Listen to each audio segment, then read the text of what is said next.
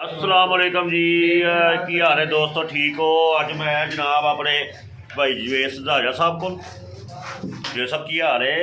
शुक्र अलहमदुल्ला। तबीयत ठीक है, अल्लाह का बड़ा एहसान है। तो इन्हें जनाब साढ़े ख्याली शाहपुर बाजार मैं इन्हों को कटिंग शटिंग करवाना हो तो शेव भी इन्हों को करवाना। निक्के निक्के मशीनां रखियां ने टेंड करने वाली। आ देखो ना, आ देखो ये अपने भट्टी साहब तो यह राबा भट्टिया की कवर से पानी पाना सी। लोग कहते ये भी भट्टी ने, तो वो भट्टी पक्के हो गए है ना भट्टी साहब कि जैनवन भट्टी हो? केड़े नैर साइड भट्टी का कोई रिश्तेदार हो? तो फिर तुम काहदे भट्टी हो? अच्छा, राजपूत भट्टी हो, मतलब राणे भट्टी। तो भट्टियां च किन्नियां जातां हुंदियां ने?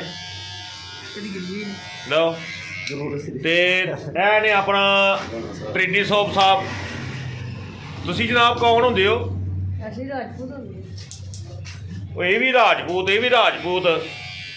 वो इन्हों कैंचियां फड़ाइया, तलवारां फड़ा इन्हों बार्डर से जाओ। तुसी भी राजपूत हो और राजपूत भट्टी ने, तुसी राजपूत की हो? तुसी राणे राजपूत हो। तो ये सन जी राणे राजपूत। की नाम है जनाब अपना? सुभान साहब किन्नी देर हो गई उस्ताद को काम करदे? साल की सहाया सू? चावां ले आया, पानी ले आया और मशीन इत्थे रख दे है। हाँ, शेप शूप कर लेना सही, टेंड भी कर लेना। लै वे तेनों 20 रुपये देंगा नाम तो 100 रुपया टेंड करन दा। एदी करते एदी पिछों तो होई है। चल कोई नहीं, करा लै। आ लै कहना तेरी पहलो होई है। जवेद भाई भट्टी साहब नूं आया तुहाडे कोल किन्नी देर हो गई? 2 साल। 2 साल हो गए ने। हाँ जी। मसन हुण किन्नी उम्र है तेरी? 17 साल का हो गया तू बगैरता। तू मेरे नाल 3 साल वड्डा है। दसो मेरे तो 3 साल वड्डा जे। वो कोई शर्म कर, कद वढाई जाना है, अकल तेन आउण नहीं रही। जवेद साहब अजकल जिन्नी महंगाई हो गई है तो किन्ने पैसे लै रहे हो कटिंग के? 250 तो शेप का 150। तो जे किसी नासा च वाल लवाने हो तो फिर वो अग ला दी लैटर ना, तो तेरा भला हो जाए। नहीं तो सान हाले सिगरट लगा सुन दी। ए अपने शाह साहब ने जी। शाह साहब की हाल है, ठीक हो? अस्सलाम वालेकुम, क्या हाल चाल है? ठीक हो? मैं तुहानू पुछण दिया, तुसी ठीक हो? शुक्र है अल्हम्दुलिल्लाह। अजकल की कर रहे हो? आजकल वेले वेले मसरूफ हो? वेले कोई नहीं, अल्लाह रिजक देगा, कोई बात नहीं। हाँ, अपने लिए छोटा पुतरिया साडा 6 दिन वेले ते जुम्मा छुट्टी। पुत्र अजकल की कर रहे हैं तंग करन तो इलावा घरदियां नूं? वेले ही तंग ही करिया वे। तू भी वेला ही है? वो सारे मरो वेले हो, काम क्यों नहीं करते होए हैं? अब ना वेलियां दा हिसाब है।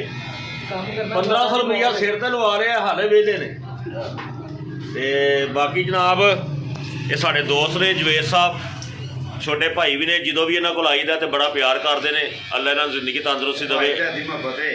इन्हों को एक शगीर्द होंदा सी लड्डू। और लड्डू ऐसा शहजादा पुत्र है साडा, इस टाइम इराक बैठा है जी। इराक बैठा है। अल्लाह उन्होंने जिंदगी तंदुरुस्ती देवे। और जिदन पहले दिन आया सी ना तो उस दिन उन्होंने आउंदियां सार जवेद ने कहता है कि यह भाजी ने मेरे।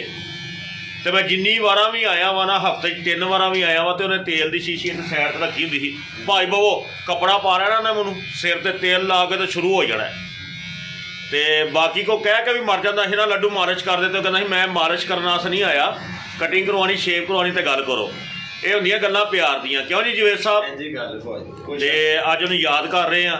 और भट्टी साहब ने एक दिन कहा, मैं मेरे सिर की मालिश कर दे। मेरे सिर ही तेल पा के अं 2 बार किया, वो आप बेहोश हो गया। उदा घंटा मुन्नू मेरे सिर की मालिश करनी पई बगैर दी। क्यों लड्डू अपना आ भट्टी आ सेहत वेखो जी, आ वेखो ना, चूहे फड़न वाली मशीन होंदी है। होर सुना, ठीक है ना? लो जी, अपना ख्याल रखना जनाब दोस्तों। अस्सलाम वालेकुम।